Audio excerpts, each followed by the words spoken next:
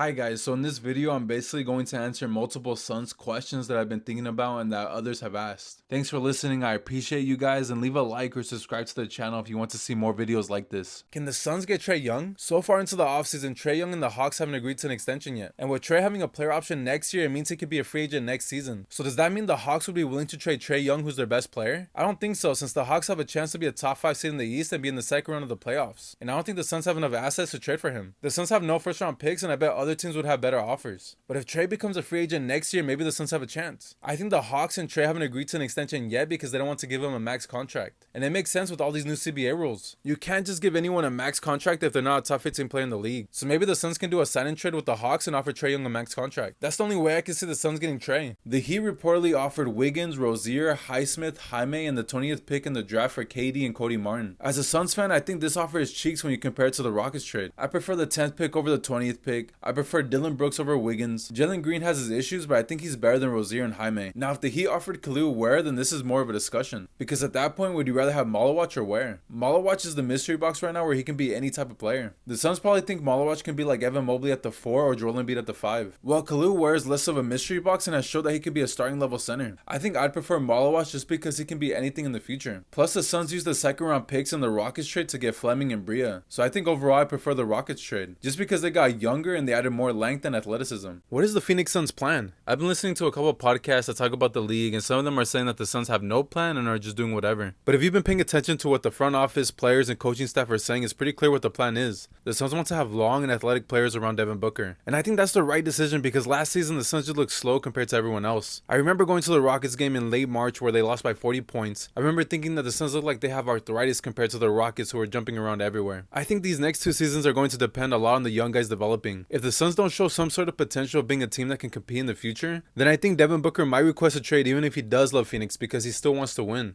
Do the Suns need a starting level point guard? This is an easy yes for me because I think Devin Booker is most effective when he's a secondary playmaker and can get his own buckets. And so many of the young guys on the team can't create for themselves, so they need a point guard that can get them using points. That's why I really wanted the Suns to sign Chris Paul because he's a good vet that always makes the players around him better. But with the offseason coming to an end soon, I think the Suns should wait until the trade deadline or next season to trade for a starting level point guard. The Suns should use this season to see if Devin Booker can be a point guard this season with all the attention on defense. And if he can't do it, then the answer should be to get a point guard. Or maybe Gillespie can be the answer to the starting level point guard that the Suns need. I'm a big fan of Gillespie, but I don't think he can be a starter. I'm willing to give it a chance though because last season whenever he got some minutes, he was playing hard and always looked like he cared about winning. For the Suns to be at their best this season, who needs to be their second best player? With Devin Booker obviously being first. It would be cool to see Malawach, Dunn, or Mark Williams be the Suns' second best player. But I think it has to be Jaylen Green. The Suns really need Jaylen Green to be the second option that can get buckets. Just to take some pressure off Book. I think Jaylen Green can have a really great season if he just focuses on shooting threes and driving towards the rim. He's an awful mid-range shooter. Green shot 218 mid-range shots last season and only made 70, which is 36.2%. It would be better if he shot from 3 instead since he shot 35% from 3 last season. One thing I can give him credit for is that when Jaylen Green went towards the rim last season, he made 224 shots out of 349, which is 64.2%. Sometimes Jaylen Green will need to shoot a mid-range shot and I'm cool with that, but I just want him to focus on what he's good at because that's how I think he could be the second best player this season on the Suns. Will a Jaylen Green and Book backcourt be worse than a Brad and Book backcourt? You know, as a Suns fan, I really thought that no matter what happens, Brad, Book, and KD would find a way to make it work and that it would never get that bad. But as we saw last season, it can get really bad. So a Green and Book backcourt could be bad, but I don't think it could be worse than a Brad and Book backcourt. One of the reasons I think Brad and Book didn't work is because Brad would miss so many games that they weren't able to build chemistry. It wasn't like Brad had some crazy injuries that would take him out for a couple months. Brad would play a couple games and then be out for 2 weeks with an ankle sprain. And then Brad would come back, play for 7 games and be out again for 2 weeks with a toe sprain. And that cycle would keep repeating. At least Jaylen Green has played every game the past 2 seasons. So hopefully he can play all 82 games for the Suns this season, but with our luck, it'll probably be 60 games because we're Suns fans. I also think Jaylen Green will be better on the Suns because he cares about winning. Last season, Brad just didn't look like he cared about winning and was just out there to collect his paycheck. At least Jaylen Green is a young guy that wants to win and prove that the Rockets made a mistake in trading him. For the Suns to be effective this season, they need to let Jaylen Green be a play finisher. Jaylen Green is not a good passer. He averaged 3.4 assists and 2.5 turnovers last season season. And after seeing those stats, it reminded me of how the Suns kept trying to make Bradley Beal the point guard and he just wasn't good at it. If the Suns want to do the Beal experiment again with Jaylen Green, they need to make sure that Jaylen Green doesn't have to make too many decisions with the ball. And the Suns need to tell Jaylen Green to either shoot threes or drive towards the rim, because this man is terrible at mid-range shots. I didn't know how bad he was until I saw a chart that compared his midi shot attempts to other players. This man shot 36.2% from mid-range on 218 attempts. At that point, it's better for him to shoot a three. Gamble just reported that the Suns are going to play Jaylen Green at point guard, and I'm hoping when he says point guard, it's in quotation marks. If I see the Suns let Jaylen Green be a ball handler for 50% of a game when Booker is healthy, I might just need to turn off the TV and find another hobby, because the Suns just exist to disappoint me at that point. Because how haven't the Suns learned that putting a shooting guard that has a bad assist to turnover ratio shouldn't be the point guard? We already saw it with Beal, and if they do it again with Green, they're just setting Green up for failure. Now, if Jaylen Green is the point guard in name only and only handles the ball when Book needs to rest, then that's fine. So right now, I'm just in wait-and-see mode. Who will be the Suns' starting power forward this season? It's probably going to be Dunn, just because he can guard the point of attack and is coming off a good rookie season in Summer League. Plus, the other players on the team are either rookies or too small to play the 4. But something that I've been thinking about a lot lately is, what if the Suns start Malawach at the 4 this season? The Suns have emphasized how they want length and players that play hard. Malawach fits that description. He's 7'2" and has a 7'5" wingspan. It might not work though, just because he doesn't have the speed or instincts to guard the perimeter in the NBA right now. But I really want to see Malawach at the 4 just to see if he has the potential to play the 4. Will the Suns do this? Probably not, because they don't want to add too much pressure on Malawach in his rookie season. They probably want him to experiment with his game off the bench, and they're probably right. I've liked most of the Suns' offseason moves this season, but the one thing I don't like is that they still have the guy that made the 2 worst trades in Suns history still on the team. I'm talking about Josh Bartelstein. As Suns fans, we really don't know how much power James Jones really had after Ishbia took over, but we do know Bartelstein played a pivotal role in getting Beal and Nurkic. And for the past 2 seasons, the Suns have been bad because of those 2 trades that Josh Bartelstein played an important role in. As we know now, Beal did not work out at all for the Suns and was a bad fit to the point they had to waive and stretch him. And that's going to affect the Suns for the next 5 years. This trade I can understand though for doing it at the time, but the Ayton and Kamaru trade for Nurkic and Allen was just disgusting. Nurkic was so bad in his second season for the Suns they had to trade a first-round pick to get off his contract. And what sucks about the trade is the Suns really traded away the best player in this trade in Kamaru. I remember watching him at Summer League for the Suns, and you can just see that he was going to be a good player. I really don't know how Josh Bartelstein still has a job when all the moves he's made have been cheeks and will affect the Suns long term. Let's react to Hoops Hype's top 10 shooting guard list. So at 1 they have Anthony Edwards, and I don't think anyone is going to have any problems with him at 1. All 30 teams in the league would want him to be their starting shooting guard. He's young, athletic, and has a crazy first step. He also has the most potential out of everyone on this list to be a top 5 player in the NBA. At 2 they have Donovan Mitchell. As a Suns fan, I wouldn't want him over Devin Booker, but these 2 players are always competing over the number 2 spot, and usually whoever has the best season out of these 2 gets the number 2 spot. So I'm sorry Suns fans, but Mitchell has to be number 2 because he had a better season than Book and was on a team that won 60 plus games. Now 3 and 4 is where it gets interesting. So at 3 they have Jalen Williams, and at 4 they have Jaylen Brown. I like both of these players, and I think both are really important for their teams, but they shouldn't be higher than Devin Booker. I would put Book at 3 and slide Jalen Williams and Jaylen Brown at 4 and 5. Devin Booker has been a number 1 option on a finals team, while those 2 are mainly second options. Devin Booker, if he was on the Celtics, would have won multiple championships with Tatum. On offense, Book is better than Jaylen Brown. Now on defense, Jaylen Brown is better than Book, but not by a lot. Now Jalen Williams is where I think Thunder fans can convince me that he should be at 3 over Book. One thing that people don't talk about with the Thunder is that at one point in the regular season, they didn't have any centers that were healthy on the roster, to the point they were putting Jalen Williams, who's 6'5", at center, and they were still winning games. Williams is so versatile that I think he should at least be considered over Book, and he's still young, so who knows, maybe in the future he can be a first option on a playoff team.